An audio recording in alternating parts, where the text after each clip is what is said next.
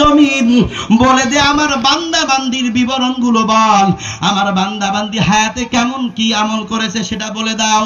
যেই মানুষগুলো এখানে আসতেছেন আসবেন, এই জন্য নবী শুধু এটাও বলেন না, আরো বলেছেন কেউ যদি আল্লাহর দ্বীন শিখার জন্য বের হয়, বলেন তো কি হয়? বের হয়। নবীজি বলেন মানিক বাররাত কদামাহু ফি সাবিলিল্লাহ হারামাল্লাহু আলান নার ফাহুমা হারামুন আলান নার।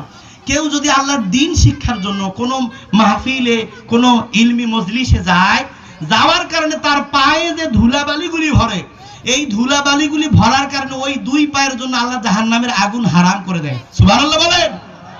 এখানে আসলেই জাহান্নামের আগুন হারাম হয়ে যাবে। জান্নাতের ফরমান, জান্নাতের অনুমতি, জান্নাত হয়তো মিলেও যেতে পারে, আল্লাহ যদি দয়া করেন। এই জন্য আসুন, আপনি এখনো কেন ওখানে পড়ে আছেন? এইটা আপনার হায়াতের সুবর্ণ সুযোগ।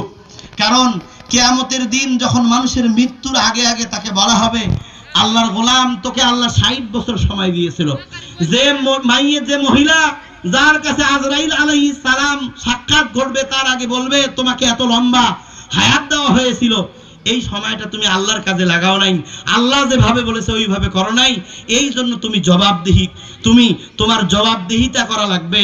এই জন্য তোমার জন্য চিরতর জাহান্নাম, ওই দিন জাহান্নামের আগুন তুলে ধরা হবে। নাউজুবিল্লাহ বলেন।